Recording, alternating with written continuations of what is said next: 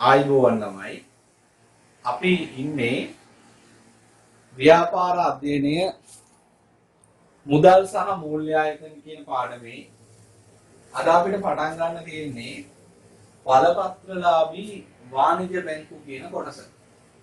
හරිද? වාණිජ බැංකු. අහලත් ඇති වාණිජ බැංකු ගැන අද අපි ලොකුවට කතා කරනවා. වාණිජ බැංකු. Commercial banks. මොකක්ද වාණිජ බැංකුවක් කියලා කියන්නේ? හරි. වාණිජ බැංකුවක් කියලා කියන්නේ මිනිස්සුන්ගේ තැන්පතු බාර ගන්න පුළුවන්. ඒ වගේම තමයි මිනිස්සුන්ට ණය ආදී විවිධ සේවාවන් දෙන මූල්‍ය ආයතනයක්. බැංකු විතරක් නෙමෙයි මේ මූල්‍ය ආයතන ගොඩනේ කියන්නේ. බැංකු වල තියෙන වාණිජ බැංකු වල තියෙන විශේෂ ලක්ෂණය තමයි වාණිජ බැංකු වල තියෙනවා ජංගම ගිණුම් කියලා ගිණුම් જાතිය. ජංගම ගිණුම්.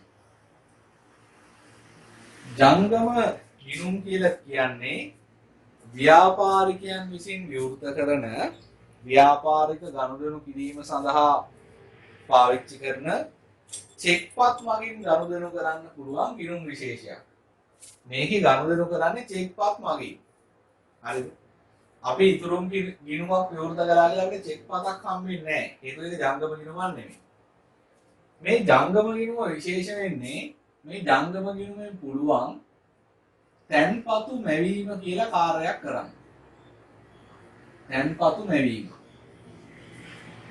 මේක අපි විස්තරාත්මකව කතා කරනවා 13 වසරේ පළවෙනි පාඩම නැත්නම් ඔයගොල්ලන්ගේ විෂය නිර්දේශයේ 7 වෙනි පාඩම ආර්ථික විද්‍යාව. හරිද? තැන්පතු මැවීම කියන්නේ මොකක්ද කියලා? දැන් අපිට ඕනේ වාණිජ බැංකුව කියන්නේ ජංගම ගිණුම පවත්වාගෙන යන බැංකුව. වාණිජ බැංකුව වල තියෙන ජංගම ගිණුමේ විශේෂත්වය තමයි එකකින් පුළුවන් ආර්ථිකයේ තැන්පතු මැවීමක් සිද්ධ කරන්නේ. ඊට අමතරව ඒගොල්ලෝ ඔය තැන්පතු බාර ගන්න වෙනත් තැන්පතු බාර ගන්න එක ණය දෙන එක ඒ වගේ වැඩක් කරනවා. අපුලින්ම වාණිජ බැංකුවට නිර්වචනයක් ලියනවා. අපි ඉන්නේ 15 වෙනි පිටුවේ. මේක ලියන්න. ලියන්න. වාණිජ බැංකු නිර්වචනය. ජංගම ගිණුම්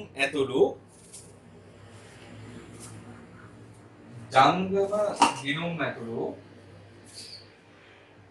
මහ ජනතාවගේ තැන්පතු බාර ගනිමින් ජංගම ගිණුම් ඇතුළු මහ ජනතාවගේ තැන්පතු බාර ගැනීමක් කියන්නේ තැන්පතු බාර ගැනීම. තැන්පතු බාර ගැනීම.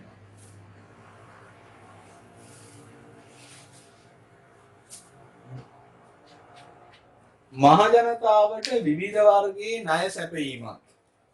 මහ ජනතාවට විවිධ වර්ගයේ ණය සැපයීමක්. මහ ජනතාවට විවිධ වර්ගයේ ණය සැපයීමක්. සිදු කරනු ලබන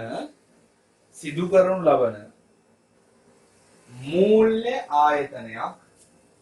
සිදු කරනු ලබන මූල්‍ය ආයතනයක්. මූල්‍ය ආයතනයක්.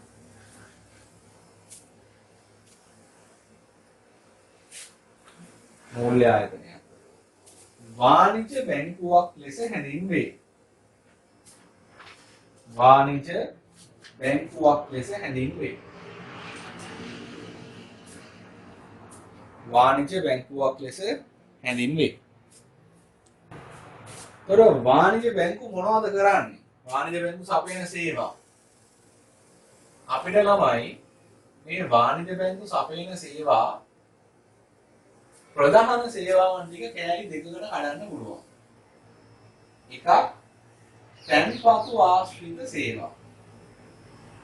තැන්පතු ආශ්‍රිත සේවා. මේකදි කරන්නේ මහ ජනතාවගේ තැන්පතු බාර ගන්න. දෙවෙනි කොටස තමයි ණය ආශ්‍රිත සේවා. ඔයාලම ප්‍රධාන දෙක. ණය ආශ්‍රිත සේවා. ඒතර වාණිජ බැංකුවක ප්‍රධාන දේවල් දෙක හැවුවොත් මොනවද? ණය ආශ්‍රිත සේවා, තැන්පතු ආශ්‍රිත සේවා.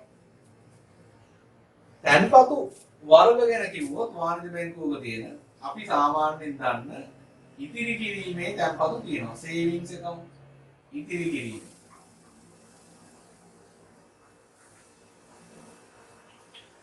ඔබ දන්නවා ඔබටත් ඉතිරි කිරීමේ ගිණුමක් ඇති. ඉතිරි කිරීමේ ගිණුමකදී වෙන්නේ අපිට ඒකට කැමති වෙලාවක සල්ලි දාන්න පුළුවන් කැමති ප්‍රමාණයක්. අපිට ඕන වෙලාවට එකෙන් සල්ලි ගන්නත් පුළුවන්. අපි ඒකේ තැන්පත් කරලා දින සල්ලි වෙනුවෙන් අපිට හම්බ වෙනවා පොලියක්. මේ ගිණුමත් එක්ක කරන ගනුදෙනු වාර්තා කරන්න අපිට සාම්ප්‍රදායිකව හම්බ වෙනවා බැංකු පොතක්, පාස් පොතක්. අද නම් සමහර වෙලාවට භෞතික පොතක් හම්බෙන්නේ නැහැ. මේක අන්තර්ජාලය හරහා e-ස්ටේට්මන්ට් එකක් විදිහට එනවා. සොෆ්ට් කොපි එකක් විදිහට. හරිද? මොකද අපි ගොඩක් වෙලාවට බැංකුවට යන්නේ නැහනේ සල්ලි ගන්න. ATM එකෙන් සල්ලි ගන්න, ඔන්ලයින් ට්‍රාන්ස්ෆර් කරනවා. ඒ නිසා ඔන්ලයින් අපිට ගනුදෙනු වල විස්තරයක් ගන්නත් පුළුවන්. ඒක තමයි ඉතිරි කිරීමේ ගිණුම. දෙවෙනි එක තමයි ස්ථාවර තැන්පතු. ස්ථාවර තැන්පතු.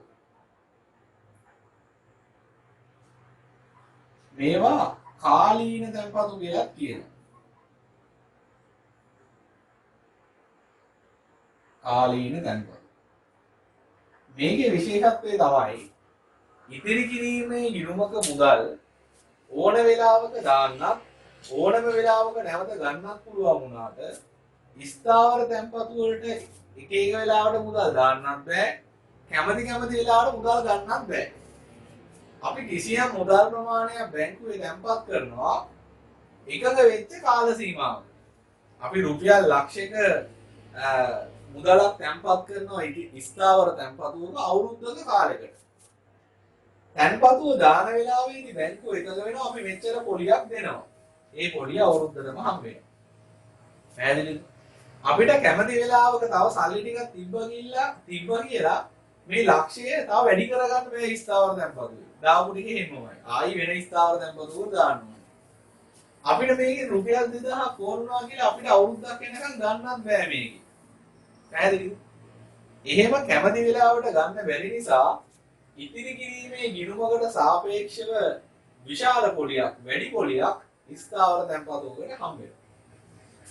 ඒ කියන්නේ ස්ථාවර තැන්පතුව දාපු දවසේ ඉඳන් ස්ථාවර තැන්පතුව කල්පිරෙන දවස වෙනකම් ආයි ඒ තැන්පතුවර දාලා ගනුදෙනු මුකුත් වෙන්නේ නැහැ. අර සල්ලි ගන්නෙත් නැහැ, දාන්නෙත් නැහැ. ඒ නිසා මේකට හම්බෙන්නේ ස්ථාවර තැන්පතු පත්‍රිකාවක්, සර්ටිෆිකට් එකක් දෙන්නේ, තැන්පතු සහතිකයක්. බැංකු පොතක් දෙන්න ඕනේ නැහැ, ගනුදෙනු වෙන්නේ නැහැ. හැබැයි අද වෙද්දී වාණිජ බැංකුව ස්ථාවර තැන්පතුක මුදල් දාලා තිබ්බා වුණා අවුරුද්දකට මුදල් දාලා ඒ කාලෙට කලින් ඔයා සල්ලි ඉල්ලුවොත් එයා නොදී ඉන්නේ නැහැ. ඔයාට අපි කිව්වනේ දාම අවුරුද්දකටයි සල්ලි දාන්න කියලා.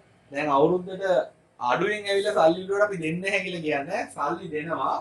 හැබැයි එතකොට ඔයාට ඒගොල්ලෝ දෙන්නේ ඉතිරි කිරීමේ ගිණුමකට අදාළ පොලිය විතරයි. මොකද ඔයා ඒගොල්ලොත් එක්ක එකඟ වෙච්ච ගිවිසුම කඩ කරලා තියෙනවා. අවුරුද්දට සල්ලි දානවා කියලා ඇවිල්ලා අවුරුද්දට ගානේ සල්ලි ඉල්ලෙන්නේ. මේවා අනිත් මූල්‍ය ආයතන වලත් තියෙනවා. මේ වාණිජ බැංකුවල සුවිශේෂී එක තමයි ජංගම ගිණුම. ජංගම ගිණුම. ජංගම ගිණුම් කියන එක විවෘත කරලා දෙන්නේ මේක අහලා ඇති ව්‍යාපාරිකයින්ට තමන්ගේ ව්‍යාපාරික ගනුදෙනු සිද්ධ කරන්න. ජංගම ගිණුමක් විවෘත කළාම ඔයාට හම්බ වෙනවා චෙක් පොතක්. අපි චෙක් පත් ගැන ඉස්සරහට දීර්ඝ වශයෙන් කතා කරනවා. චෙක් පොතක් ගන්න. ඔයාට පුළුවන් මේ චෙක් පොතේ කොලයක් එහෙම නැත්නම් චෙක් පතක් භාවිතා කරලා ඔයාගේ ගිණුමේ තියෙන මුදල් වෙන කාගේ හරි නමට පවරන්න. හරිද? ඔයා හිතනවා ඔයාලට ජංගම ගිණුමක් තියෙනවා. ඒ කියන්නේ ඔයාලා චෙක් පොතක් තියෙනවා. ඔයාට පුළුවන් චෙක් කොලයක් ලියලා චෙක් පතක් ලියලා ඔයාගේ ගිණුමේ තියෙන මුදල් වලින් යම් ප්‍රමාණයක් මට දෙන්න. ඔයාට බැංකුවට ගිහිල්ලා සල්ලි අරන් ගිහිල්ලා ගණන් කරලා මට දෙන්න ඕනේ නැහැ. ඔයා දන්නවා නම් මේ මුදල ඔයාගේ බැංකුවේ තියෙනවා කියලා. ඔයාට දෙන්නේ මට මේ මුදලට දාලා චෙක් එකක් ලියලා දෙන්න මට. මට පුළුවන් ඒක බැංකුවෙන් ගිහිල්ලා මුදල් කරගන්න. ඒ නිසා ව්‍යාපාර ගනුදෙනු වලදී මුදල් එහාට මෙහාට රැගෙන යාමේ අවශ්‍යතාවය, මුදල් ගැන ගැනීම එක, මුදල් වල නිර්වාදිතාවය බලන එක, ඒවා මුකුත් අවශ්‍ය වෙන්නේ නැහැ. ජංගම ගිණුමක් කරා චෙක්පත් වලින් ගනුදෙනු කිරීමේ අවස්ථාව දීලා තියෙනකොට. මේ ගිණුමට හැබැයි කොච්චර සල්ලි දැම්මත් ඒකට පොලියක් හම්බෙන්නේ නැහැ. හරිද? ඊට අමතරව මේ ජංගම ගිණුමට අදාළව සිද්ධ කරපු ගනුදෙනු වල විස්තර දාලා අපිට බැංකුව මාසේ අන්තිමට බැංකු ප්‍රකාශනයක් බැංක් ස්ටේට්මන්ට් එකක් එවනවා. එහෙම නැතුව මේකට බැංකු පොතක් දෙන්නේ නැහැ. ඊට අමතරව තවත් දෙයක් තියෙනවා. ඒක තමයි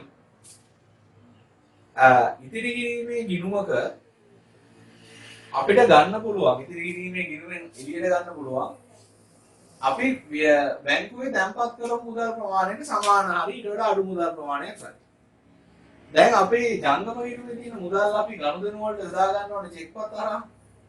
අපිට පුළුවන් ජංගම ගිණුමේ තියෙන ශේෂයට වඩා වැඩි වටිනාකමක චෙක් පතක් උනත් නිකුත් කරන්න කාටද? මගේ account එකේ තියෙන රුපියල් 10000යි. එතකොට මට සාමාන්‍යයෙන් ඔයාලට දෙන්න පුළුවන් රුපියල් 10000ක චෙක් එකක් විතරයි. හැබැයි මට පුළුවන් ඔයාලට රුපියල් 13000ක චෙක් එකක් දෙන්න. මම බැංකුවත් එක්ක කතා කරගන්නවා. මගේ ගිණුමේ තියෙන්නේ 10000යි. හැබැයි මට 13000ක දෙන්න ඕනේ චෙක් එකක්. චෙක් එක ආවම ඔයා මුදල් නැහැ කියලා ආපහු හරවල යන්න එපා. ඔයාගේ අතින් 3000ක් දාලා චෙක් එක ගෙවන්න. මම ඔයාට දවස් දෙකකින් තුනෙන් රුපියල් 3000 දෙන්නම්. ඒකට කියනවා අයිරාවක් කියලා. අයිරා. හරිද? යෑනු කෙනෙක් නමක් නෙමෙයි. මේක ණයක්. අයිරාව කියන්නේ ණයක්.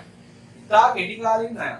අයිරාවෙන් කරන්නේ ඔයාගේ ජංගම ගිණුමේ තියෙන ශේෂයේ ඉක්මවලා ඊට වඩා වැඩි වටිනාකමක චෙක් එකක් ලියන්නවට අවස්ථාව ලබා දෙනවා. ඒ චෙක් පතර අදාළ මුදල් මදි ටික නැත්නම් අඩුපාඩුව බැංකුව විසින් දරනවා. බැංකුවට එයා පොලියත් එක්ක ගෙවනවා. ඊළඟට තමයි අපිට පුළුවන් මේ ගිණුම හරහා අපි හැමදාම යම්කිසි කාල පරතරයකට වරක් කරන්න ඕනේ ගනුදෙනු. උදාහරණයක් හැම මාසේ 25 වෙනිදාට මගේ ලීස් එකට රුපියල් 25000ක වාරිකයක් දානවා. අපි ඉතින් හැමදාම 25 වෙනිදා මතක් තියාගෙන ඉඳලා කැලෙන්ඩරේ රතු පාටම පාට කරන් ඉඳලා 25 වෙනිදා තකහණේ උදේම ගිහිල්ලා බැංකුවට ණය වාරිකය දාන්න ඕනේ. අපිට පුළුවන් මේ ජංගම ගිණුමෙන් ඒකට ස්ථාවර නියෝගයක් ලබා ගන්න. ස්ටෑන්ඩින් ඕඩර් එකක්. ස්ථාවර නියෝග මත ගෙවීමක් කරන්න. ඒ කියන්නේ අපි බැංකුවට උපදෙස් ලබා දෙනවා ජංගම ගිණුමෙන් හැම මාසෙම 25 වෙනිදාට මෙන්න මේ ණය ගිණුමට මෙච්චර මුදලක් මාරු කරන්න. දැන් නම් ඉදිරි ගිණීමේ ගිණුම් වලනොත් එහෙම කරන්න බැංකුව අවස්ථාව දීලා දෙනවා. මොකද බැංකුව අතර තියෙන තරගය නිසා. ඔන්න ඔය තමයි ජංගම ගිණුම කියන්නේ. ඒතර තැන්පතු පැත්තෙන් දෙන සේවා ටික තමයි ඔය. ඊළඟට ණය පැත්තෙන් දෙන සේවා මොනවද? මෙයා දෙනවා වර්ග දෙකක ණය. එක ණයක් ගැන තමයි මම කතා කළේ අයිරා. අයිරා ණය.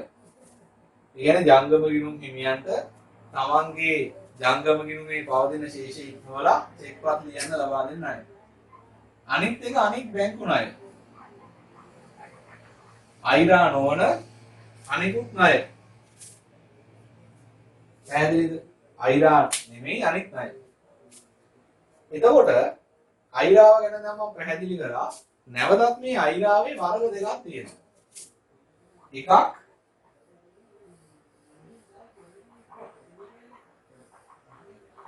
తాවකාලික අයිරා එකක්. අනිත් එක ස්ථීර අයිරා. తాවකාලික අයිරා, ස්ථාවර අයිරා.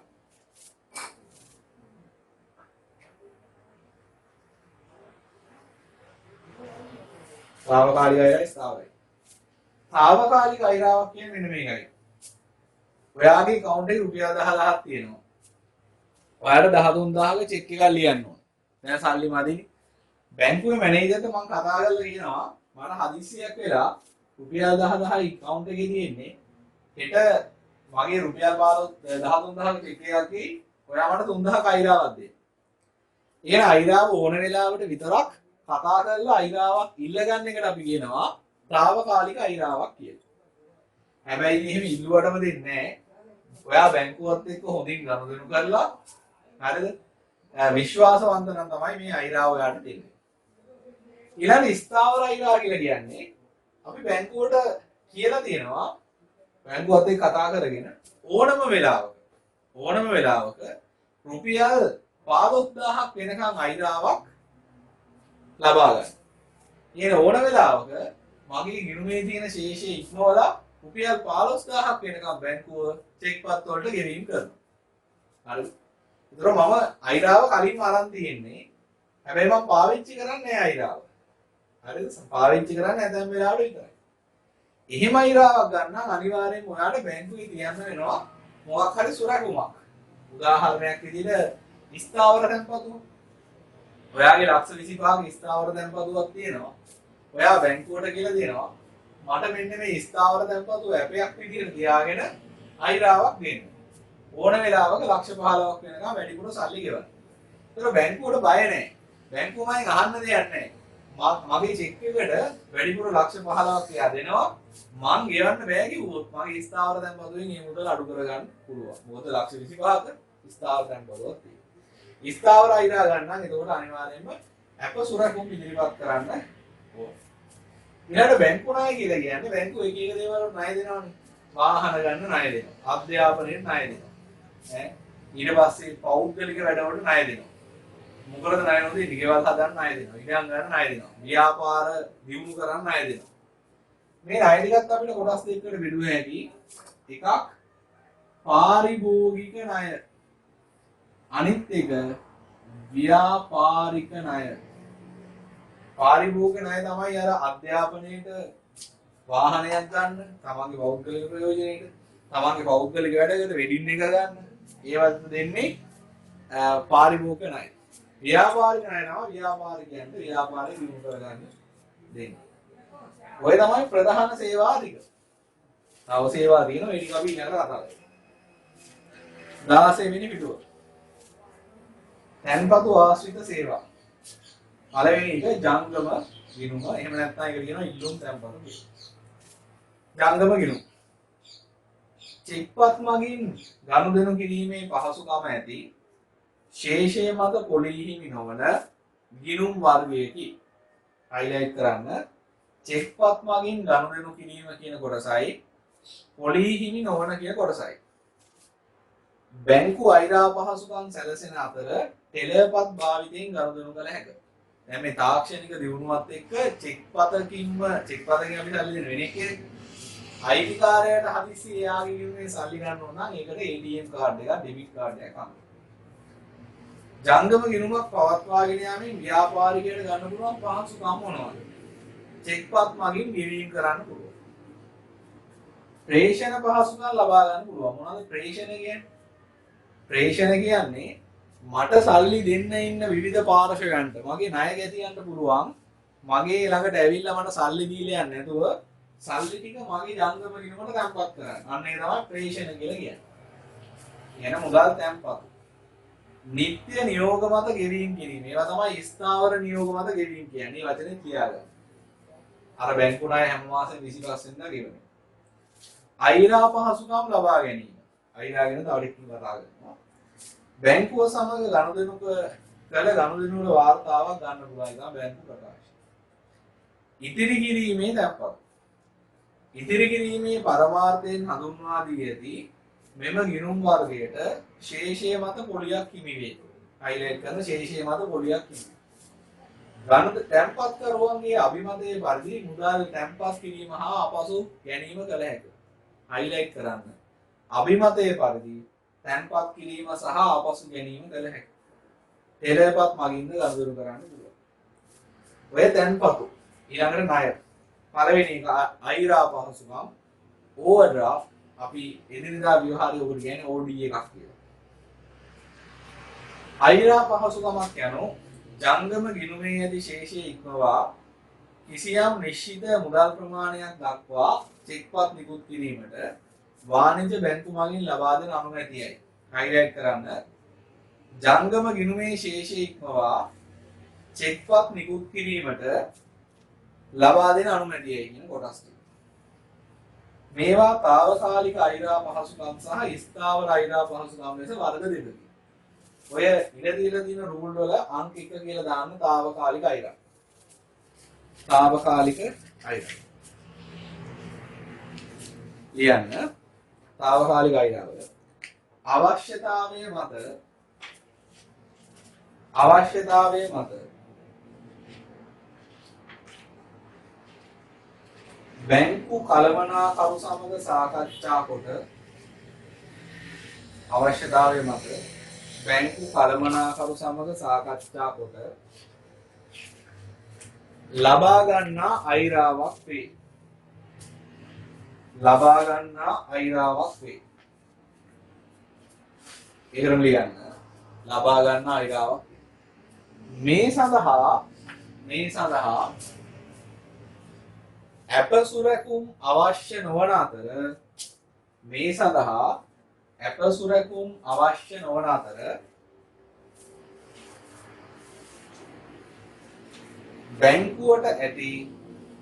බැංකුවට ඇති විශ්වාසවන්තභාවය මත ලබා දෙයි. බැංකුවට ඇති විශ්වාසවන්තභාවය මත ලබා දෙයි. ඊළඟ රූලේ අංක 2 ස්ථාවර අයිරා. ස්ථාවර අයිරා ලියන්න. ඕනෑම අවස්ථාවක ස්ථාවර අයිරාව ලියන්න. ඕනෑම අවස්ථාවක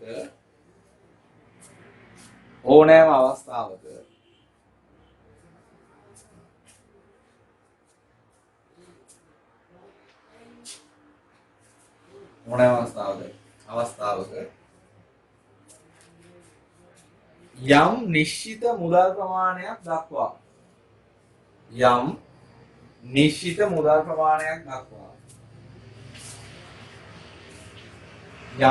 මුදල් ප්‍රමාණයක් දක්වා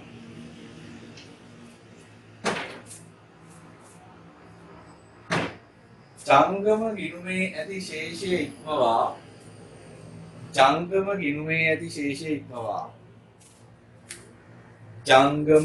ඇති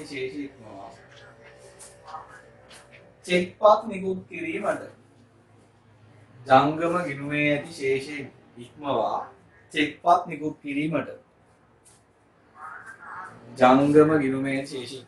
චෙක්පත් නිකුත් කිරීමට බැංකුව විසින් ලබා දී ඇති අයිරාවයි.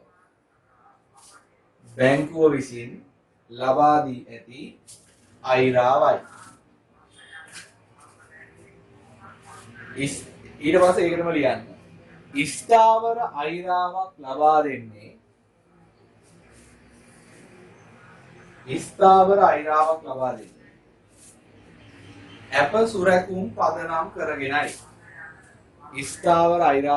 දෙන්නේ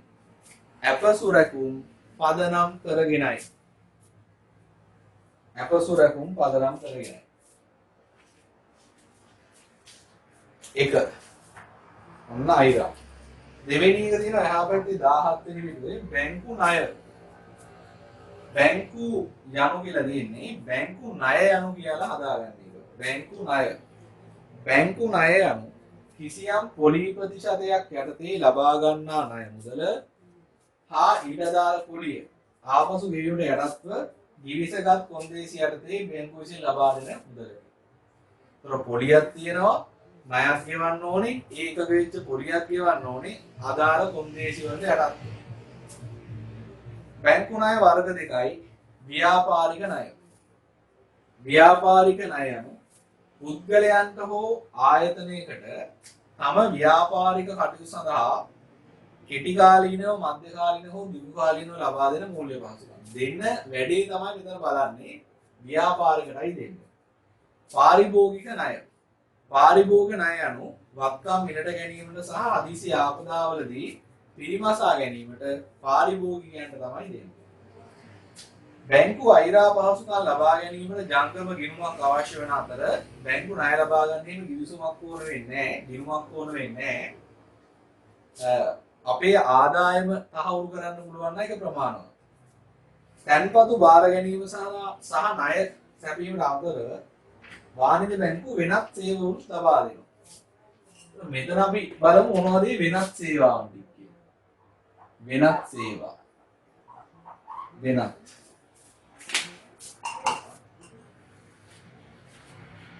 බැංකුව සමහර අවස්ථාවල අපිට නියෝජිත සේවා ලබා දෙනවා. ඒ කියන්නේ නියෝජිත සේවා. අපි වෙනුවෙන් ඇතැම් කාර්යයන් කරන්න එයා ඉදිරිපත් වෙනවා. සුරැකුම්පත් මිලට ගන්න අපි වෙනුවෙන්, ඊට පස්සේ ස්ථාවර නියෝග ගෙවීම කරන්න, විදුලි බිල්පත් ජල බිල්පත් ගෙවන්න දැන් ඒවා බැංකුව හරහා කරන්න පුළුවන්. ඒක අපි වෙනුවෙන් ඒ වැඩ ටික බැංකුව අපිට කරලා දෙනවා. ඒවට ගාස්තුවක් එයා ගන්න ඒක වෙනම කතාවක්. ඊළඟට කල්බදු ලීස්. කල්බද්දක් කියලා කියන්නේ මොකද්ද? කල්බදු කියලා කියන්නේ වත්කමක් තියෙනවා අපිට ප්‍රයෝජනවත්. හැබැයි වත්කම ගන්න වත්කමේ වටිනාකම එකපාර ගෙවන්න අපිට සල්ලි නැහැ.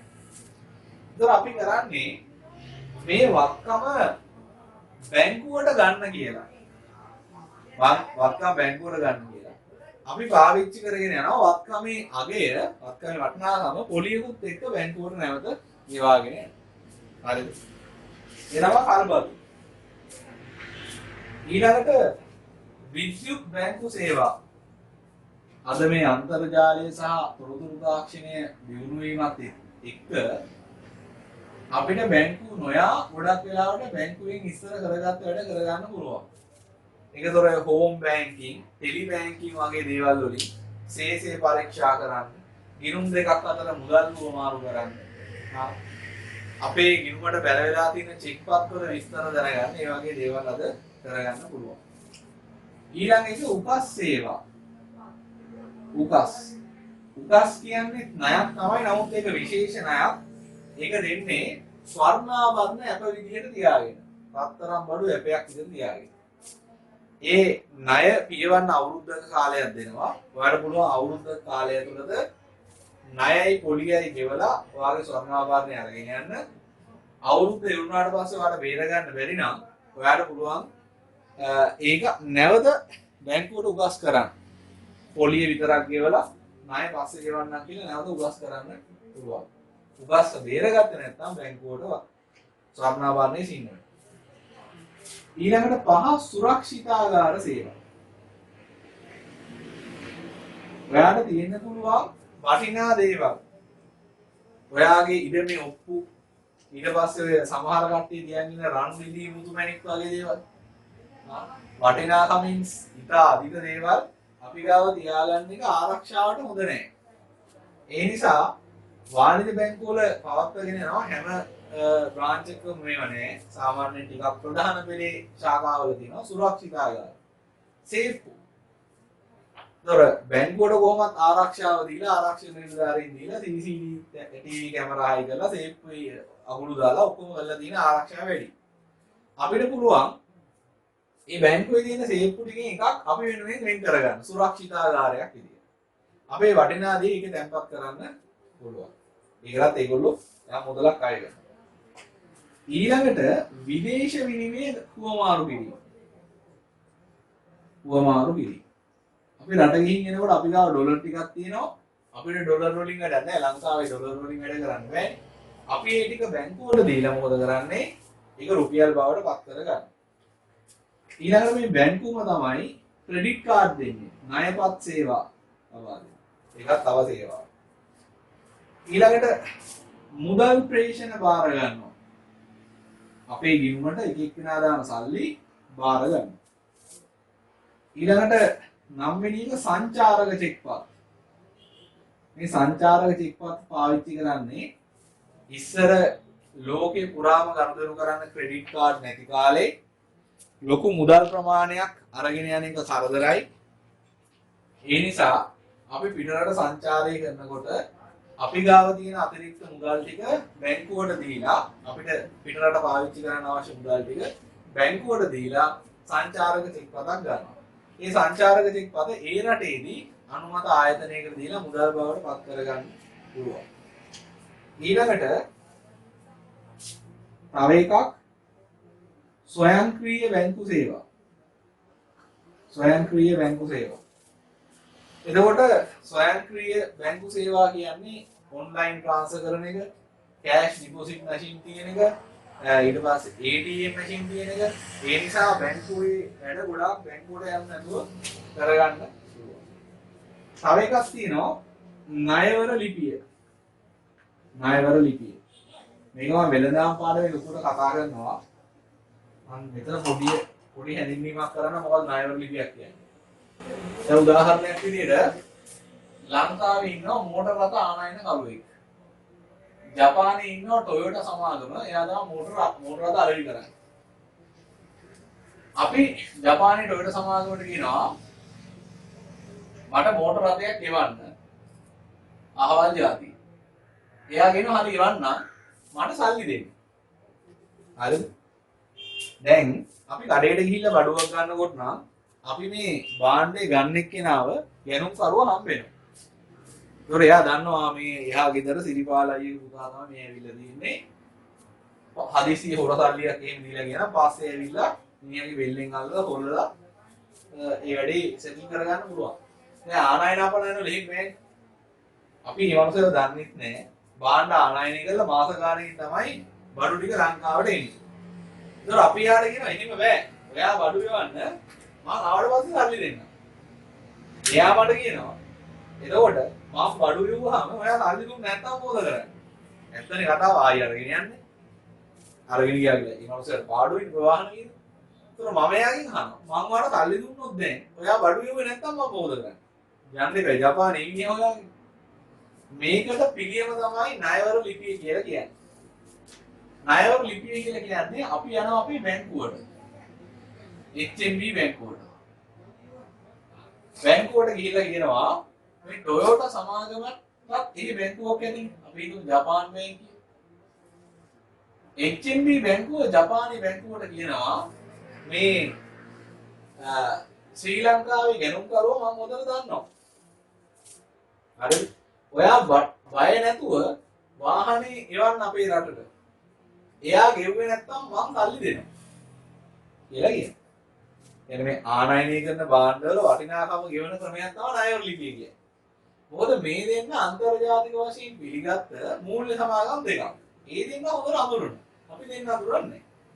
හරිද? ඒ නිසා මම බැංකුවට ගිහිල්ලා කියනවා මට ණයවර ලිපියක් විවෘත කරලා දෙන්න ජපානයේ මේ බැංකුවට. ඒකෙන් කියන්නේ HMB බැංකුව පොරොන්දු වෙනවා ඔයාගේ වාහනේ ආවට පස්සේ ලංකාවට අනිවාර්යයෙන්ම ගැනුම්කරුව ගෙවුවේ නැත්නම් මං සල්ලි දෙනවා කියලා. හරිද? ඊට පස්සේ භාණ්ඩේ මේ විශ්වාසය මත ටොයෝටා සමාගම ලංකාවට එනවා. එතකොට HMB එකට අපි සල්ලි දාන්න ඕනේ නැත්තද? හරිද? දැන් මේක නිකන් නිකුත් කරන්නේ HMB එක පිස්සුවෙන් වගේ. එයා කියනවා ණයවර ලිපිය වටිනාකමෙන් යම් මුදල් ප්‍රමාණයක් බැංකුවේ තැන්පත් කරන්න කියලා. හරි සහ මේක විවෘත කරලා දෙනවට එයා යම් මුදලක් ගන්නවා. ඔන්නෝ තමයි වාණිජ බැංකුව විසින් අපිට ලබා දෙන අනිකුත් සේවා. තැන්පතු සහ ණය වලට අමතරව. එන්න 17 වෙනි පිටුවට. නියෝජිත සේවා. වාණිජ බැංකුව විසින් ගනුදෙනුකරුගේ අවශ්‍යතාවලදී ගනුදෙනුකරුවන් වෙනුවෙන් නියෝජිතයෙකු ලෙස කටයුතු කරයි. හයිලයිට් කරන්න. ගනුදෙනුකරුවන් වෙනුවෙන් නියෝජිතයෙකු ලෙස කටයුතු කරයි. ස්වයංපත් මිලට ගැනීම සහ විකිණීම, ස්ථාවර නියෝග ක්‍රියාත්මක කිරීම, විදුලි බිල්පත් සහ ජල බිල්පත් ගෙවීම. කල්බදු සේවා. කල්බදු සේවා එකේ ලියා ගන්න මෙහෙම. කල්බදු සේවා.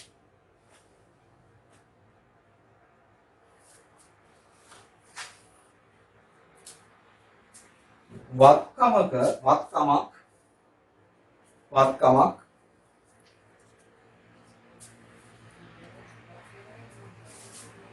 භාවිතා කිරීම සඳහා ලබාගෙන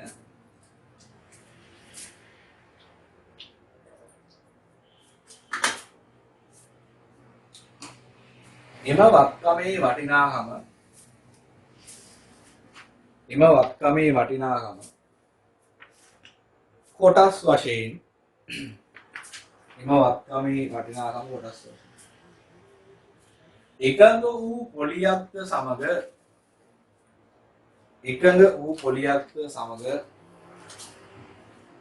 එකඟ වූ පොලියක්ද සමග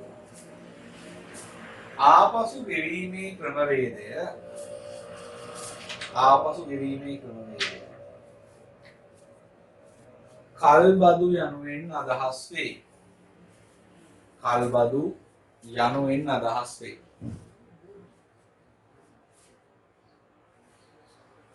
කල්බදු යනුවෙන් අදහස් වේ. ඊළඟට 18 වෙනි පිටුවේ තියෙනවා විද්‍යුත් බැංකු සේවා. ඊනවා අන්තර්ජාලය හරහා බැංකු කටයුතු සිදු කර ගැනීම සඳහා ගනුදෙනුකරුවන්ට සපයා ඇති පහසුකම විද්‍යුත් බැංකු සේවා ලෙස හැඳින්වේ. එවැනි පහසුකම් කිහිපයක් හෝම් බැංකින් තම පෞද්ගලික පරිගණකය මගින් අන්තර්ජාලය හරහා වෙබ් අඩවියට පිවිස රහස් සංකේය භාවිතා කොට ස්වයංක්‍රීයව බැංකුවේ පහසුකම් ලබා ගැනීම. දුරකථන බැංකු සේවා ගනුදෙනුකරු බැංකුව වෙත නොගොස් තම දුරකථනය භාවිතා කිරීමෙන් වාණිජ බැංකු කටයුතු සිදු කර ගැනීම. උකස් සේවා ස්වර්ණාභරණය අපේටගෙන හදිසි මුදල් අවශ්‍යතා සඳහා ණය ලබා දීම උකස් සේවා කියනවා. සුරක්ෂිතාගාර පහසුකම් පුද්ගලයන්ගේ රන් රිදී මුතු පැණි ආභරණ ඔප්පු වැනි වටිනා භාණ්ඩ සහ වැදගත් ලියවිලි ආරක්ෂා කර දීම වාණිජ බැංකුව විසින් සිදු කරයි. මේ සඳහා වාණිජ බැංකුවල විශේෂිත සේප්පු වෙන් කර ඇත. ඊළඟ විදේශ විනිමය මිලදී ගැනීම සහ විකිණීම. විනිමය පාලන නියමයන් යටතේ ගනුදෙනුකරුවන්ගෙන් විදේශ මුදල් මිලට ගැනීමට ඔවුන්ට අවශ්‍ය විදේශ මුදල් විකිණීමත් වාණිජ බැංකුව විසින් සිදු කරයි.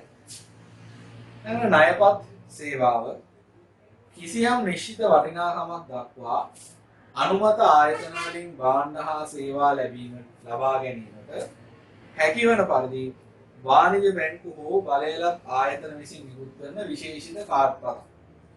ණයපතක් වගින් යම් සීමාවකට දක්වා ATM මැෂින් වලින් සල්ලි ගන්න පුළුවන්. හැබැයි ඒකදී අමතර ගාස්තුවක් අය වෙනවා. අපේ සල්ලි නෙමෙයි Visa, Mastercard, American Express.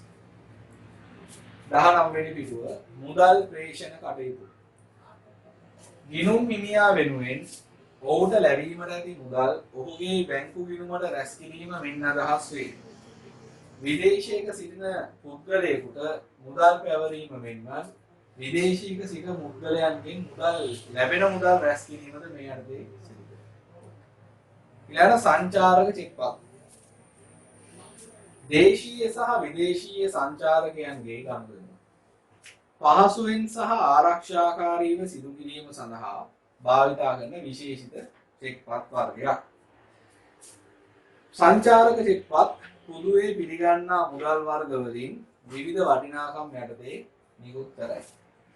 තමන් සතු මුදල් බැංකුවට ලබා දී එම වටිනාකමට බැංකුවෙන් සංචාරක චෙක්පත් ලබා ගන්නා අතර සංචාරයේ යෙදෙන අතරතුර එම ප්‍රදේශයේ වාණිජ බැංකුවකට එම සංචාරක චෙක්පත් ලබා දී නැවත මුදල් ලබා ගැනීමට හැකියාවක් ඇත. නිකුත් කිරීමේදී බැංකුව විසින් සේවා ගාස්තුවක් අය කරයි. මන්දරියාට මෙහෙම එකක් තිබුණාට ණයපත් ප්‍රචලිත වීම තුළ මේ වගේ ඒවා දැන් ලොකුවට පාවිච්චි වෙන්නේ නැහැ. ස්වයංක්‍රීය බැංකු සේවා. බැංකු ගිණුම් හිමියන්ට තම බැංකුවෙන් ලබා දී ඇති පහසුකම් බොහෝමයක් බැංකුවට නොගොස් දවසේ ඕනෑම වෙලාවක ලබා ගත හැකි වෙනසේ හඳුන්වා දී ඇති විද්‍යුත් අරමුදල් හුවමාරු ක්‍රමයක්. ස්වයංක්‍රීය බැංකු සේවා නිසා අත්වන වාසි. ගනුදෙනුකරුට ලියන්න මොනවද කරන්න පුළුවන්? ඕනෑම අවස්ථාවක බැංකු කටයුතු සිදු කළ හැකි වීම. ඕනෑම අවස්ථාවක බැංකු කටයුතු සිදු කළ හැකි වීම.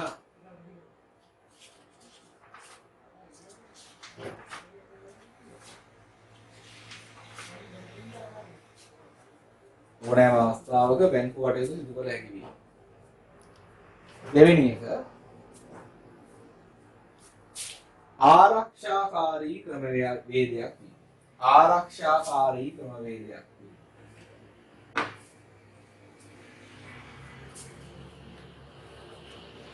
තුන පහසුවෙන් වෙනත් පාර්ශවයකට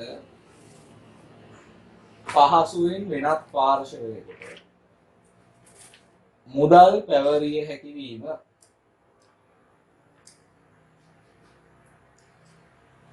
මුදල් පැවරිය හැකි වීම.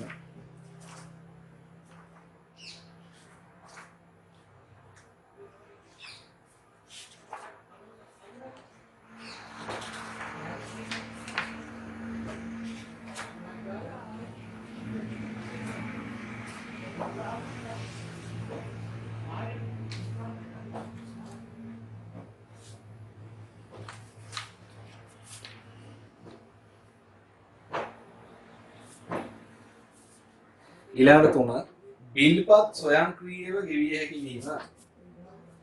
බිල්පත් ස්වයංක්‍රීයව ගෙවිය හැකි වීම. බිල්පත් ස්වයංක්‍රීයව ගෙවිය හැකි වීම. ඊළඟ එක කාලය ඉතිරි වීම. කාලය ඉතිරි වීම.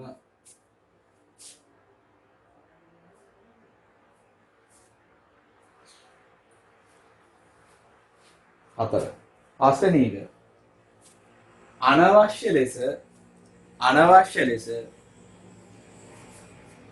විවහාර මුදල් අනවශ්‍ය ලෙස විවහාර මුදල් ළඟ තබා ගැනීමට අවශ්‍ය නොවීම. අනවශ්‍ය ලෙස විවහාර මුදල් ළඟ තබා ගැනීමට අවශ්‍ය නොවීම.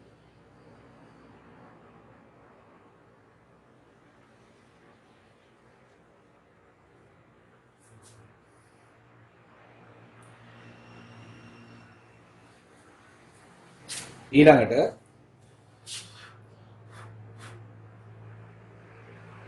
ආකෘති පත්‍ර පිරවීමට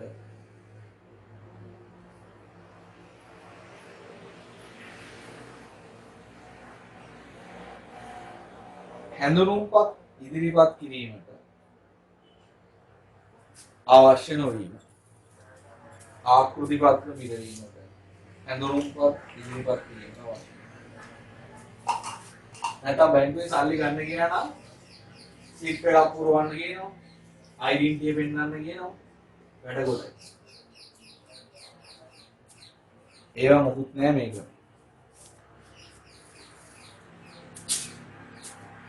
හරි. ඊළඟට බැංකුවටත් තියෙනවා වාසියක්. ලියන්න. පළවෙනි එක තමයි බැංකුවේ තද බදේ අඩු වෙනවා. අයි මිනිස්සු ගොඩාක් බැංකුවට ඇවිල්ලා නෙමෙයි වැඩ කරන්නේ. තද බදේ අවම වීම. තද බදේ අවම වීම. ඒ වගේ තමයි බැංකුවල කට්ටිය එනවා අඩුයි කියන්නේ සේවක අවශ්‍යතාවයත් අඩු වෙනවා. මේක සේවක අවශ්‍යතාවය අඩු වීම. සේවක අවශ්‍යතාවය අඩු වීම. තුන්වෙනි එක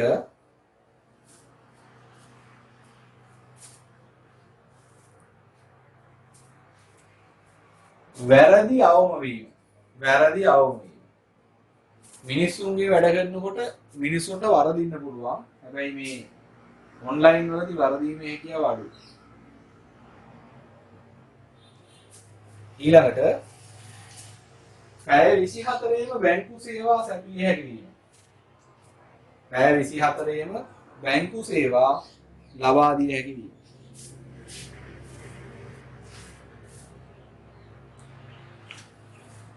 ඊළඟ එක ගනුදෙනු ස්වයංක්‍රීයව ගිණුම් ගත වීම.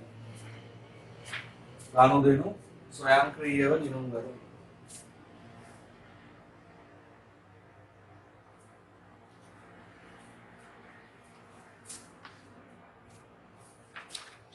හරි.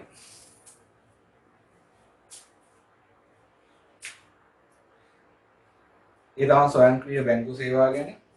අන්තිම වෙනත් සේවාව ණයවර ලිපි නිකුත් කිරීම. ඒකේ කියනවා ආනයනකරුගේ ඉල්ලීම මත ආනයනකරුගේ බැංකුව විසින් අපනයනකරුගේ ආනයනකරු වෙනුවෙන් මුදල් ගෙවට බවට එකතු වෙමින් අපනයනකරුගේ බැංකුවෙන් ඉදිරිපත් කරන ලිපි. හරි. ඔය තමයි වාණිජ බැංකුවකින් ගන්න පුළුවන් සේවා. ඊළඟට අපි තවදුරටත් කතා කරනවා ජංගම ගිණුම් ගැන ටිකක්. ජංගම ගිණුම් වල ගනුදෙනු කරන්නේ මම කිව්වා චෙක් පතකින්. අපි කතා කරමු චෙක් පත් ගැන ඊට පස්සේ. චෙක් පත්.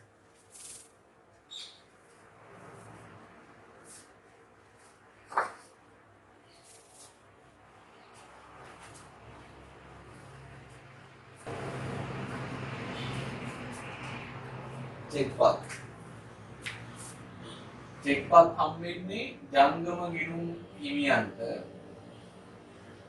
ජංගම ගිණුම් තියෙන්නේ වාණිජ බැංකු වල. මම මුලින්ම පටන් ගන්නේ චෙක් පතේ ආකෘතියෙන්. එතනින් පස්සේ පාඩම ඉස්සරහට අපි අරගෙන යමු. දැන් මේ චෙක් පත කියන එක තියෙන්නේ කොහෙද? මම කිව්වා ජංගම ගිණුමක් විවෘත කළාට පස්සේ වාණිජ බැංකුවක ජංගම ගිණුම විවෘත කරන්නේ ව්‍යාපාරي. ජංගම ගිණුමක් විවෘත කරාම වාණිජ බැංකුවක එයා දෙනවා ගනුදෙනු කරන්නේ චෙක් පොතක්. චෙක් පොතක තියෙන එක කොලයක් තමයි චෙක් පත කියලා කියන්නේ.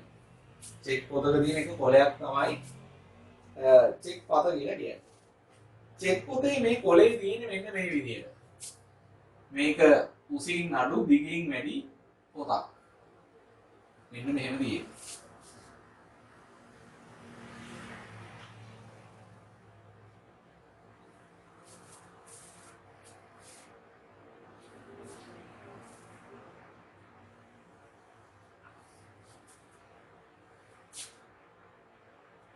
මෙතන තියෙනවා අර ලේසියෙන් ඉරලා වෙන් කරන්න පුළුවන්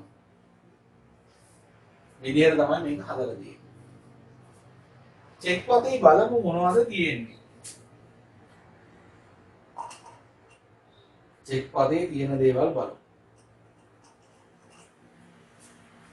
අන්තිමට මේක හම්බෙන්නේ ජංගම ගිණුම් කියන අයට කියන. ජංගම ගිණුම් තියෙන වාණිජ බැංකුවේ. මෙන්න මෙතන වම් පැත්තේ උඩම තියෙනවා වාණිජ බැංකුවේ නමයි ශාඛාවයි. මොන වාණිජ බැංකුවේද?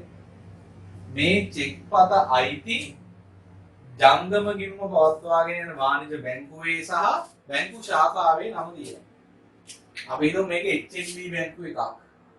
මෙතන එහෙනම් තියෙනවා HNB බැංකුව ශාඛාව ඕමාංග. බැංකුවයි බැංකු ශාඛාවේ නමයි තියෙන්නේ. ඊළඟට මේ චෙක් එක පාවිච්චි කරන්නේ මොකටද කියලා දන්නවනේ. චෙක් පත පාවිච්චි කරන්නේ අපි අපේ ජංගම ගිණුමේ තියෙන මුදල් වෙන කෙනෙක්ට කවරන්න. චෙක් එක අතේ තියෙන කෙනාට බැංකුවට ගියාම සල්ලි දෙනවා. ඒ නිසා මම ඔයාට රුපියල් 10000ක් දෙන්න ඕන. මම රුපියල් 10000ක චෙක් එකක් ඔයාලට දෙනවා. ඔයාට තියෙන්නේ මේක ගහලා දෙන්න මොකද බැංකුවකින්? ඒ බැංකුවට ගියාම ඒ ශාඛාවටම යන්න ඕනේ නැහැ. බැංකුව සම්බන්ධ කරලා තියෙන නිසා. බැංකුවට ගිහිල්ලා සල්ලි ඉල්ලුවම සල්ලි දෙනවා. හරිද? ඊළඟට දකුණු පැත්තේ ඉහළ කෙළවරේ තියෙනවා කොටු 8ක්. මෙන්න මේ වගේ. කොටු 8ක් තියෙනවා පොඩි. මෙතන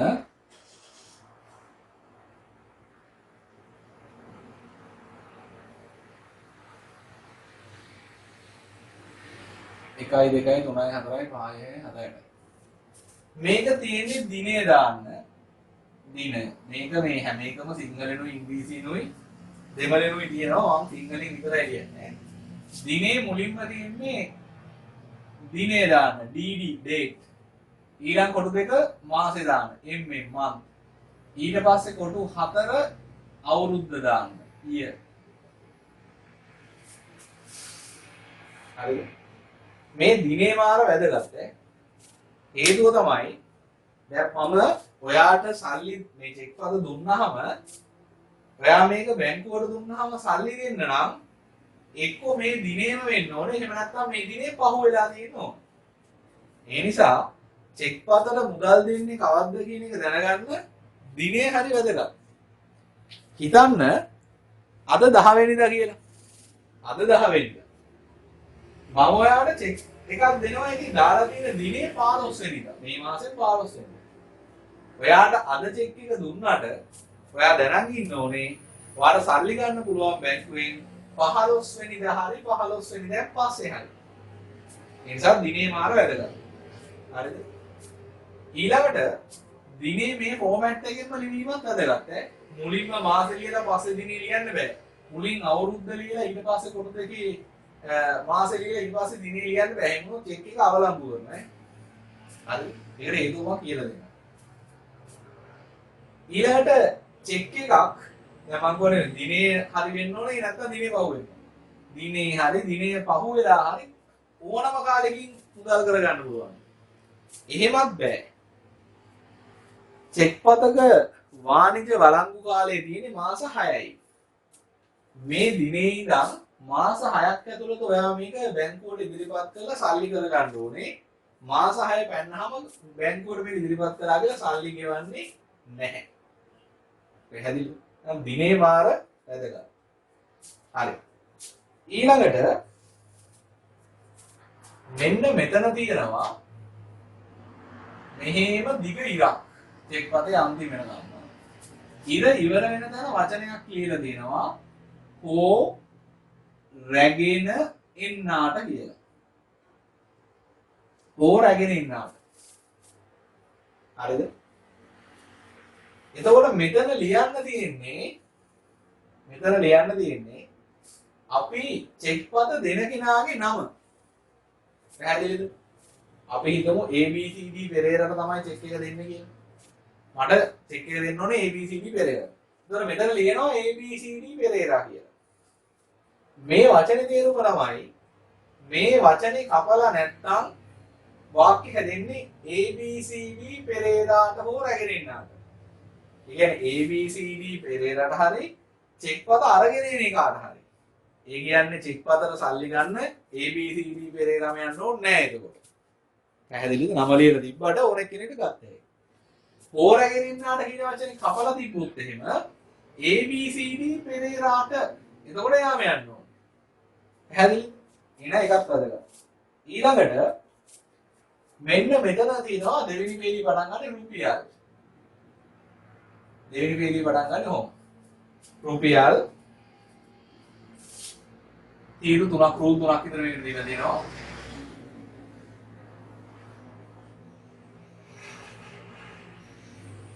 මේ රූල් තුන අවසානයේ තියෙනවා ගෙවනු. ඉතින් මෙතන පැහැදිලි රුපියල් වටිනාකම ඉලක්ක අකුරෙන් ලියන්නයි තියෙන්නේ. රුපියල් 1,50,000ක් ගෙවනු. එතකොට මේ වාක්‍යය සම්පූර්ණ කළාම එන්නේ ABCD පෙරේරාට හෝ රැගෙන ඉන්නාට රුපියල් 1,50,000ක මුදලක් ගෙවනු. ගෙවනු කියන්නේ කියලා කියන්නේ මේ චෙක් පත නිකුත් කරන්නේ ජංගම ගිණුමේ අයිතිකාරයා. ජංගම ගිණුම් හිමියා.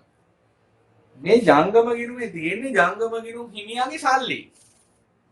ඒ සල්ලි ABCD පෙරේරාට දෙන්න කියලා බැංකුවට අණ කරන එක තමයි චෙක් පතෙන් කරන්නේ. ඒ නිසා ගෙවීමට කාරුණික වන්න, ගෙවන්නේ නම් මැනවි, ගෙවන්නේ නම් ඔබව අගය කරු, කරුණාකර ගෙවන්න. ඒ වගේව නැහැ. ගෙවනු නියෝගයක් දෙන්නේ බැංකුවට. පැහැදිලිද? එතකොට මෙතන මුදල ලිව්වා, මෙතන නියෝගය තියෙනවා. ඊළඟට මෙන්න මෙතන කොටුවක් තියෙනවා. හරිද? මෙතන තියෙනවා කොටුවක්. මේ කොටුව තියෙන්නේ අපි මුදලින් ලිව්ව වටිනකම ඉලක්කමෙන් ලියන්න. මුදලින් ලිව්ව වටිනකම ඉලක්කමෙන් ලියන්න. පැහැදිලිද? මුදලින් ලිව්ව වටිනකම ඉලක්කමෙන් ලියන්න. ඒතකොට ඒකෙත් තියෙන අර වැඩේම තමයි. චෙක් එකේ මුදලින් ලිව්ව වටිනකමයි ඉලක්කමෙන් ලිව්ව වටිනකමයි සමාන වෙන්නේ. ඊළඟට මෙන්න මේ හරියෙන් තියෙනවා අත්සන් කරන්න. අස්සන. කවුද අස්සන් කරන්නේ? ජංගම ගිණුම් හිමියා මෙතන අස්සන් කරනවා. ගෙවනු කියලා අස්සන් කරනවා. නැත්තම් ජංගම ගිණුම් හිමියාගේ චෙක් පොතෙන් කොලයක් කොරින් ගලවගෙන යනවද දන්නේ නැහැ ABCD පෙර. ඒ නිසා තහවුරු කරන්න අස්සන ගන්න. චෙක් එකට මුදල් ගෙවනකොට අපි බැංකු කවුන්ටරේට චෙක් පත දුන්නාම එයා සිස්ටම් එකේ තියෙන පරිගණක පද්ධතිය තියෙනවා ජංගම ගිණුම් හිමියාගේ සිග්නේචර් එක. අස්සන. ඒ අස්සනයි මේකේ තියෙන අස්සනයි සංසන්දනය කරලා බලලා තමයි සල්ලි ගෙවන්නේ. ඊළඟට මේ මොකක්ද? මේ කෑල්ල මම කවර මෙතනින් ඊළඟ තමයි චෙක් එක දෙන්නේ. මේ කෑල්ලට කියන්නේ ලබු පත කියලා. කවුන්ටර් පොල්. හරිද? ඒක වැදගත් වෙන්නේ මේකට. මේ චෙක් එක අපි ගලවලා මෙතනින් ඉරලා දෙනවනේ එක එක්කෙනාට. මේ වගේ දැන් චෙක් දෙනවා අපි හැමදාම කීප දෙනෙක්. අපි දැන් දන්නේ කාට කාටද චෙක් දුන්නේ? කාට කාටද කවදාද මේ චෙක් බැංකුවට ඉදිරිපත් කරන්න කිව්වේ? මුදල කොහොමද? ඒක දන්නේ නැහැ. ඒ නිසා අපි මේ නිකුත් කරන චෙක් පතේ වැදගත් තොරතුරු ටික මෙන්න මෙතන ලියා ගන්නවා. හරිද? එකක් තියෙනවා ආදායකය. ආදායකය කියන්නේ මෙන්න මේ නම ලියපු එක කියන. එයාට තමයි චෙක් එක දුන්නේ. දිනය. මෙන්න මෙතන ලියපු දිනයක් මෙතන ලියා ගන්න. වටිනකම. ඔන්න වගේ වැදගත් විස්තර ටික ලියා ගන්න. හරිද? ඊළඟට මෙන්න මේ හරිය අන්තිම හරිය තියෙනවා ටිකක් වෙනස් ස්වරූපයක පටියක්. මේකට කියන්නේ චුම්බක අක්ෂර තීරුව. චුම්බක අක්ෂර තීරුව. මේ චුම්බක අක්ෂර තීරුව තියෙන ඉලක්කම් වගේක්. මුලින්ම තියෙනවා ඉලක්කම් 6ක නම්බර එකක්. ඉලක්කම් 6ක. ඒක තමයි චෙක්පත් අංකය. චෙක්පතේ අංකෙ ඉලක්කම් 6ක් තියෙනවා. ඒ අංකෙම මෙතනක් තියෙනවා. මොකද මේ චෙක් එක ගලවන් ගියාම චෙක්පතේ අංකය හොයාගන්න පුළුවන්. ඊළඟට ටිකක් ඉඩෑරලා සාමාන්‍යයෙන් ඉලක්කම් 4ක විතර නම්බරයක් තියෙනවා. ඔබේ දිනේ 70යි 10යි කියලා එකක් ඔයාගේ පොතේ තියෙන්නේ. ඒ තමයි බැංකුවේ අංකය. ඔබගේ දිනේ ලංකා බැංකුවේ අංකය. මේකට මම දාන්න 70යි 20 එක තමයි HNB අංකය. මම දන්නේ අංක මොකද කියලා. නිකන් ගත්ත. ඊළඟට මෙතන තියෙනවා තව ඉඩසක් තියලා ඉලක්කම් 3ක හරි 4ක හරි නම්බර එකක්. ඒ තමයි බැංකු ශාඛාවේ අංකය. මේ 99 කියන්නේ ඒතර 0.99 කියන්නේ හෝමක ශාඛාවේ අංකය. ඊට පස්සේ මෙතන තියෙනවා ජංගම ගිණුම් හිමියාගේ අංකය. පැහැදිලි ජංගම ගිණුම් හිමියාගේ ගිණුම් අංකය. අපි හිතමු ගිණුම් අංකය 0.97යි 16යි 23. ඔන්න ඔය ටික දාලා දෙනවා. හරිද? සමහර බැංකු නම් අද වෙද්දී මේ ටිකක් තමන්ගේ ගනුදෙනු කරුවව සතුටු කරන්න චෙක් එකේ මෙන්න මේ හරියින් ජංගම ගිණුම් හිමියාගේ නම මුද්‍රණය කරලා දෙනවා. ඒක යා ජංගම ගිණුම් හිමියා ටික සතුටු කරන්න කරන වැඩක් නිසා ඒක අනිවාර්ය අංගයක් නෙමෙයි. මෙන්න මේ ටික තමයි අනිවාර්ය අංගය. හරිද? හරි. දැන් මේක තමයි චෙක්පත ගැන කියලා දෙනවා. මම චෙක්පතක් මොකක්ද කියලා කිව්වේ නෑ තාම. චෙක්පතක් කියලා කියන්නේ මෙන්න මෙතන ඉන්නවනේ එකෙක්. ඒකට තමයි අපි සල්ලි දෙන්න ඕනේ. එයාට අපි කියනවා ආදායකයා කියලා. ආදායකයා කියන්නේ කාටද එතකොට? ආදායකයා. ඒ තමයි චෙක්පතේ නම සඳහන් පුද්ගලයා. චෙක්පතේ නම සඳහන් පුද්ගලයා. හරිද? එයාට හරි චෙක්පත රැගෙන ඉන්නට හරි. මොකද හෝ රැගෙන ඉන්නට කැපුවේ නැත්නම් වෙන එක්කෙනෙක් සල්ලි ගන්න පුළුවන්. ආදායකයට හරි රැගෙන ඉන්නට හරි චෙක්පතේ සඳහන් මුදලක් ගෙවන ලෙස මේ සඳහන් ගන්න ගෙවන ලෙස අපි කාටද මේක ගෙවන්න කියන්නේ? ජංගම ගිණුම හිමි වාණිජ බැංකුවට කවුද මේ චෙක් එක දීලා තියෙන්නේ? ගෙවණු කියලා අස්සම් කරලා තියෙන්නේ කවුද? නියෝගය දීලා. ජංගම ගිණුම හිමි. ජංගම ගිණුම් හිමියා විසින් කරන ලිඛිත නියෝගයක්. අපි ආයි බලමු. ආදායකයාට හෝ රැගෙන ඉන්නාට. ආදායකයාට මෙහෙම නැත්නම් රැගෙන ඉන්නා. යම් නිශ්චිත වටිනාකමක් ගෙවන ලෙස වාණිජ බැංකුවට තම ජංගම ගිණුම හිමි වාණිජ බැංකුවට ජංගම ගිණුම් හිමියා විසින් කරන ලිඛිත නියෝගයක් තමයි චෙක්පතක් කියලා කියන්නේ. හරිද? ඒ අනුව චෙක්පත කියනවා පාර්ශ්වයන් තුනයි. එකනේ තමයි ආදායකයා. අනිත් එක්කෙනා තමයි අනකරු. එයා තමයි අන දෙන්නේ. කවුද මේ අන කිරීම කරලා දෙන්නේ? අනකරු කියන්නේ ජංගම ගිණුම් හිමියා. දෙක අනලදු. අන දෙන්නේ කාටද? අන දෙන්නේ ජංගම ගිණුම් හිමියා. කාටද අන හම් වෙන්නේ? වාණිජ බැංකුව. ආදායකයා තමයි චෙක්පතේ නම සඳහන් වෙන්නේ. පැහැදිලිද වැඩි? ඕක තමයි චෙක්පත කියන්නේ. බලමු චෙක්පත් නිර්වචනය කරමු. දැන් අපි ඉගෙන ගත්ත මේ වටින පාවිච්චි කරලා. ලියන්න. චෙක්පතෙහි නම සඳහන් පුද්ගලයාට හෝ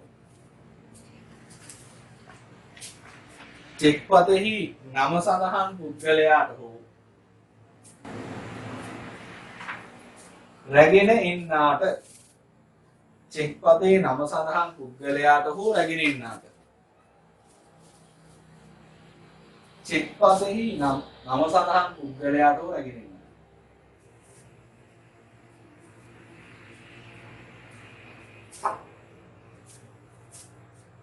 චෙක් පතේ සඳහන් වටිනාකම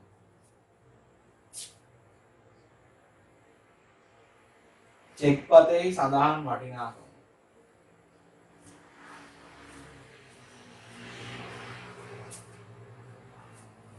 ගෙවන ලෙසට දන්වමින් ගෙවන ලෙසට දන්වමින්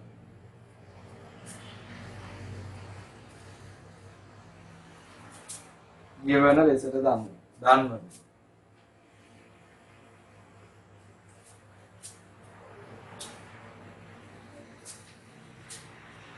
ජංගම ගිනුම් හිමියා විසින් ජංගම ගිනුම් හිමියා විසින්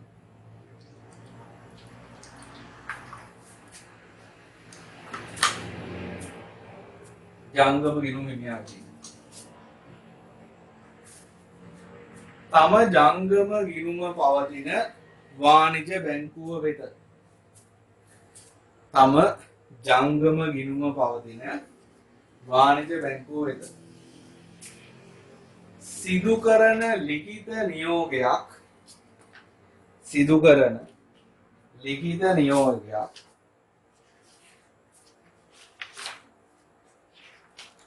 සිදු කරන ලිඛිත නියෝගයක්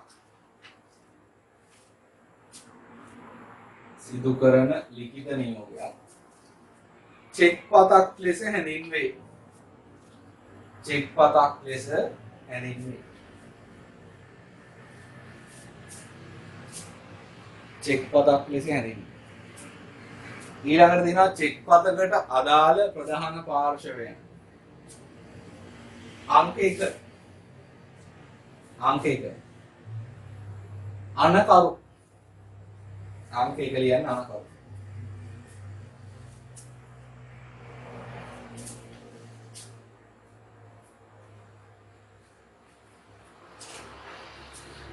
ඒක ඉස්සරහින් ලියන්න වාණිජ බැංකුවට අන ලබා දෙන්නා හෙවත් ජංගම ගිනුම් හිමියා වේ වාණිජ බැංකුවට අන ලබා දෙන්නා හෙවත් ජංගම ගිනුම් හිමියා වේ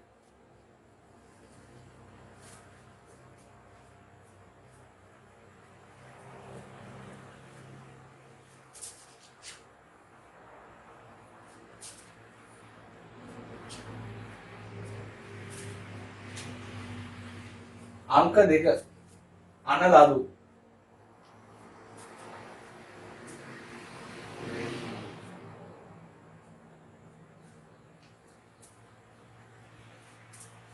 අංක 2 ලියන අනලදු ලියන්න ජංගම ගිනුම් හිමියාගේ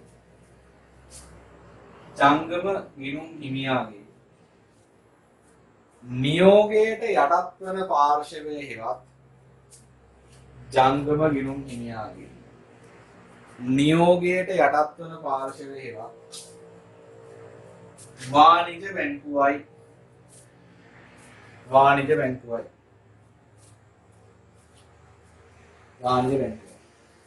අංක 3 ආදායකයා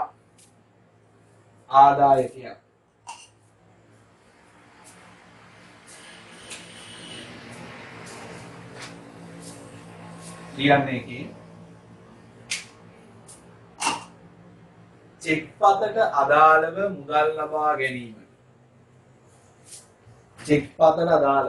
මුදල් ලබා ගැනීමට හිමිකම පවතින චෙක් පතට අදාළව මුදල් ලබා ගැනීමට හිමිකම පවතින චෙක් පතෙහි නම සඳහන් පුද්ගලයා වේ චෙක් පතෙහි නම සඳහන් පුද්ගලයා වේ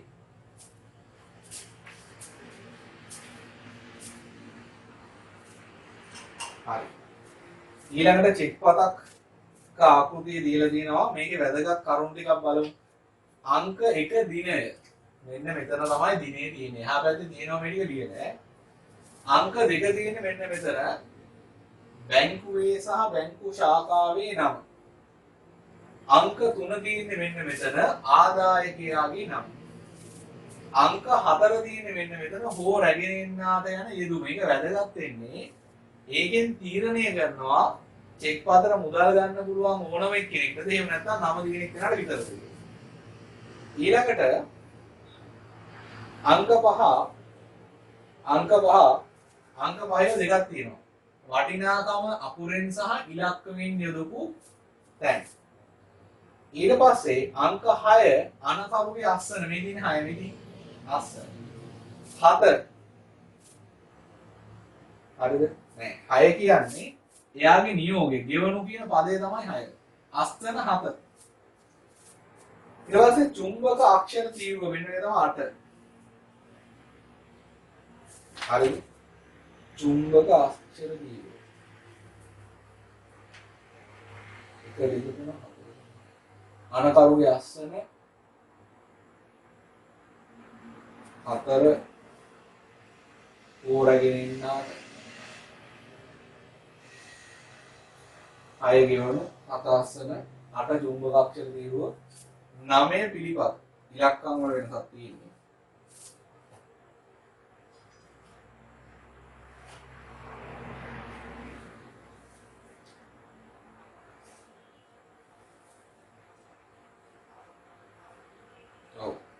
මේකේ මේ ගෙවණු යන පදේ නැහැ. ඒක තමයි ප්‍රශ්නේ. ඒක හදාගන්න ඕනේ. අංක 5ට පස්සේ 6 තියෙන්නේ අනකරුගේ අස්සන කියලා. ඒවා කපන්න එපා. ඔයා මෙහෙම කරන්න. මෙන්න මෙතන මේ දිනේ ගෙවණු යන පදේ තමයි 6 වෙනියට එන්න ඕනේ. ගෙවණු යන පදේ කියන එක කපලා ඒක මේ දෙක මැද්දෙන් ලියන්න. 5යි 6යි මැද්දෙන් ලියන්න අංක 6 දාලා ගෙවණු යන පදේ. ඊට පස්සේ අනකරුගේ අස්සනේ තියෙන 6 කපලා ඒක 7 කරන්න. චුම්බක අක්ෂර දීලා වට කරන්න පිළිපද 9 කරන්න. හරි. ඔය ටික තමයි චෙක් පදේ ලක්ෂණ ටික. ඊළඟට අපිට දැන් තවත් බලා ගන්න පුළුවන්. ඇයි මේ හෝ රැගෙන ඉන්නාට කියන එක වැදගත් වෙන්නේ කියලා. ඒක හෝ රැගෙන ඉන්නාට කියන එක කපලා තියෙනවද නැද්ද කියන එක වල චෙක් පත් වර්ග දෙකක් තියෙනවා. එකක් තමයි ධාරක චෙක්පත්. ඒකට කියනවා හාරක චෙක්පත් කියලා. ධාරක කියලා හාරක. ධාරක චෙක්පතක් කියලා කියන්නේ ඒකේ ඕන කෙනෙක්ට මුදල් ලබා ගන්න පුළුවන් බැංකුවේ. ඕන කෙනෙක්ට මුදල් ලබා ගන්න නම් හෝරගෙන ඉන්නාට කියන වචනේ කපලා නැතුව තියෙන්න ඕන. කපලා තියෙන්න බෑ. ඒක ඉතුරු කරලා තියෙන්න ඕන. අනිත් එක තමයි විධාන චෙක්පත්. විධාන. ඒකෙදි හෝරගෙන ඉන්නාට කියන එක කපලා දෙන්න ඕනේ මෙහෙම. හෝරගෙන ඉන්නාට කියන එක කපලා දෙන්න. එතකොට ආදායකයන් විතරයි චෙක්පතේ මුදල් කරගන්න පුළුවන් බැංකුවේ. පැහැදිලිද? එතකොට මේ ධාරක චෙක්පත් කියන ඒවා හරි පහසුයි. මොකද මේකේ තියෙනවා A B C D හෝ රැගෙන ඉන්නාට.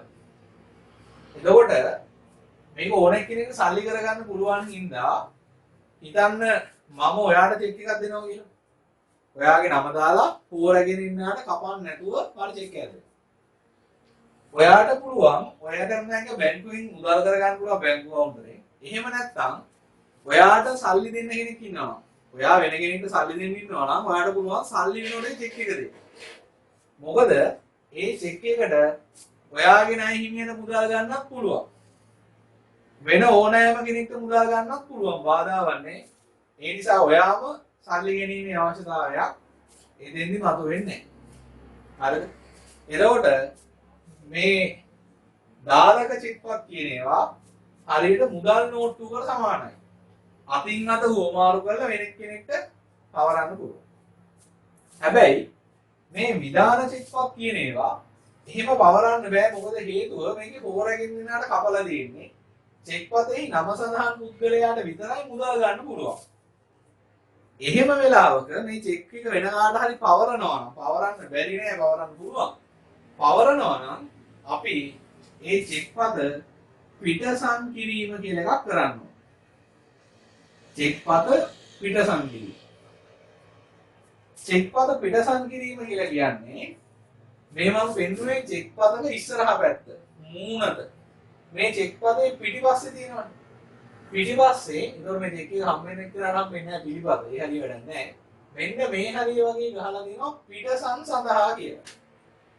පිටසන් කිරීම කියලා කියන්නේ දැනට චෙක් පදේ ආදායකයෙක්වත් නම දින පුද්ගලයා වෙන එක්කෙනෙක්ට පවරනවා නම් ආදායකයාගේ නම ඒ ආකාරයෙන්ම මෙතන තියෙන ආකාරයෙන්ම චෙක් පදේ පිටුපස්සේ ලියන එකට තමයි අපි කියන්නේ පිටසන් කිරීම. ඉගන්නවම චෙක් එකක් දෙනවා ABCD පෙරේරා. පෙරේරා. ඕරගෙන ඉන්නවට කපලා. ABCD පෙරේරාට මේක දෙන්න ඕනේ PQR රත්නායකට. PQR රත්නායකට සල්ලි දෙන්නේ නැහැ බැංකුවේ. මොකද ABCD පෙරේරාට ගෙවන්න කියලා තමයි නියෝගය තියෙන්නේ.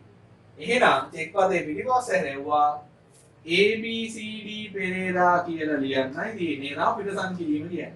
මෙහෙම ලියලා දෙනවා PQR රත්නායක. ඒතකොට බැංකුව දන්නවා ABCD පෙරේරා තමන්ගේ අයිතිවාසිකම වෙන කෙනෙක්ට පවරලා තියෙනවා. පැහැදිලිද? එතකොට චෙක් පද වෙන කෙනෙක්ට පවරනකොට අනිවාර්යෙන්ම අපි රේඛනය කරනවා. මේ පිටසම් කරනවා. හැබැයි පිටසම් කරන එකම අවස්ථාව චෙක් එකක අයිතිය පවරන එක නෙමෙයි. අපි බැංකු කවුන්ටරේ සල්ලි ගන්න ගියාම අනිවාර්යයෙන්ම බැංකුව කියනවා අපේ විස්තර ලියන්න කියලා. ඒතකොට අපිට පිටසම් කරන්න වෙනවා. එහෙම නැත්නම් බැංකු කවුන්ටරේ මුදල් ගන්න නෙමෙයි අපි චෙක් එක තැන්පත් කරන්න ගියොත් අපේ කරන්ට් account එකකට ජංගම ගෙමුවට ඒ බැංකුව කියනවා මේක පිටසම් කරන්න. ඔය අවස්ථා තුනේදීම අපි අපේ නම ඒ ආකාරයෙන්ම පිටසම් කිරීම කියන පොතේ ලියනවා. හරිද? ඕක තමයි හොයගෙන ඉන්නාට කියන වචනේ වැදගත්කම. ඒක සෑහෙන ලොකු වැදගත්කමක් තියෙන වචනයක්. ප්‍රධාන වශයෙන් චෙක් පත් වර්ග දෙකයි. අංක 1 ධාරක චෙක් පත්. ඒක කියනවා චෙක් පතෙහි මුද්‍රිත වැටි හෝ රැගෙන ඉන්නාට යන පදය කපා නොහැර ඇති චෙක් පදකි. හයිලයිට් කරන්න හෝ රැගෙන ඉන්නාට යන පදය කපා නොහැර ඇති චෙක් පදකි. පිටසම් කිරීමකින් තොරව පුදු බාර දීමෙන් ජාලක චෙක් පත් පැවරිය හැකි අතර මොහොතුරට මුදල් නෝට්ටුවකට සමානයි. හයිලයිට් කරන්න පුදු බාර දීමෙන් පැවරිය හැකි. විධාන චෙක් පත්. හෝ රැගෙන ඉන්නාට යන පදය කපා හැර ඒ වෙනුවට විධානයට එහෙම ලියන්න ඕනේ කපලා දැම්මම තේරෙයි. හෝ රැගෙන ඉන්නාට යන පදය කපා හැර ලියා ඇති චෙක් පත්. හයිලයිට් කරන්නේ එහෙම. හෝ රැගෙන ඉන්නාට යන පදය කියන කොටසයි ලියා ඇති චෙක් පත්. කපා හැර හෝ රැගෙන ඉන්නාට යන පදේ කපා හැර කියන කොටසයි ලියා ඇති චෙක් පත්. මෙවැනි චෙක් පත් පැවරීමේදී පිටසම් කිරීම අවශ්‍යයි. හයිලයිට් කරන පිටසම් කිරීම අවශ්‍යයි. ධාරක චෙක් පත් වල චෙක් පදකට වඩා විධාන චෙක් පදේ ආරක්ෂා වැඩි. චෙක් පද පිටසම් කිරීම. ඒක කියනවා චෙක් පදෙහි මූණත සඳහන් වන ආකාරයටම ආදායකයා සිය නම චෙක් පද පිටුපස ලිවීම. හයිලයිට් කරන්න. මුහුණත සඳහන් වන ආකාරයටම ආදායකයා සිය නම චෙක් පද පිටුපස ලිවීම.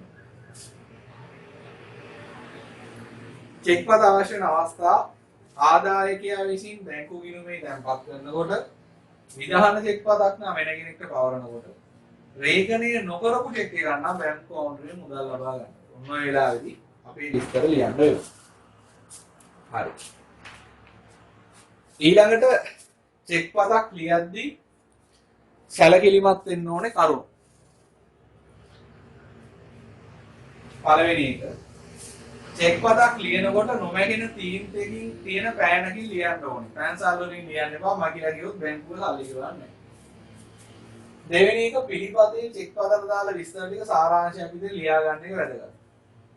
ලිවීමේදී මොකක් හරි වැරද්දක් වුණොත් මෙන්න මේක හරි වැදගත්. ලිවීමේදී වැරද්දක් වෙනවා. හරිද? අපි හිතමු ABCD නැතුව ABOD කියලා ලියනවා. හරිද? දැන් මේ ටික කපලා දාලා එහෙම හරියන්නේ නැහැ. එහෙම චෙක් වලට සල්ලි ගෙවන්නේ නැහැ. ඔයා කරන්න ඕනේ එතකොට මෙතන දාලා තියෙන අස්සනම මේ වැරදිලා හදපු තැන දාන්න ඕනේ. කැපිලා යන විදිහ නෙමෙයි මේ ළඟින් දාන්න ඕනේ ඒ අස්සනම. නැත්තම් චෙක් පතර මුගල් ගෙවන්නේ නැහැ වෙන්නේ. එක භාෂා මාධ්‍යයක් පාවිච්චි කරනවා. ඒකවල මෙහෙම ලියන එකත් හරි නෑ. ABCD නා සිංහලෙන්ම ලියන්න. අනකරුගේ අස්සන නියමාකාරයෙන් ලියන්න ඕනේ. නැත්තම් හරි වෙන්නේ නෑ. චෙක් පතර දිනේ යොදන දිනේ සහ ආරක්ෂාව පිළිබඳ ගන්නා ක්‍රියාමාර්ග. චෙක් පතක ආරක්ෂාව වැඩි කරන ක්‍රියාමාර්ගයක් තියෙනවා රේඛණය කියලා. ඒක අපි ඊළඟට කතා කරමු. හිස් චෙක් පත් වලට අස්සන් දාගෙන ඉන්න හොඳ නෑ. චෙක් පොතන්නේ තියෙන්නේ චෙක් එක නිකුත් කරන වෙලාව විතරයි අස්සන දාන්න ඕන. සමහර විට අයිතිකාරයට වැඩි කියලා චෙක් 10ක් විතර අස්සන් කරලා දෙනවා. කවුරු හරි වටිනකම දාගෙන ගිහිල්ලා බැංකුවේ සල්ලි ගත්තොත් කරන් දෙයක් නැහැ. ඒ නිසා හිස් චෙක් වලට අස්සන් දාගෙන ඉන්න එක අතිශය භයානකයි. භයානකයි නෙවෙයි අතිශය භයානකයි. පැහැදිලිද? හරි. චෙක් පත් ගැන මූලික කතන්දර ටික උක චෙක් පද රේඛනය සහ මේ පාඩමේ ඉතුරු කොටස් ටික ඊළඟ වීඩියෝ එකේදී කතා කරලා පාඩම අවසන් කරමු. ආයිබෝවන්.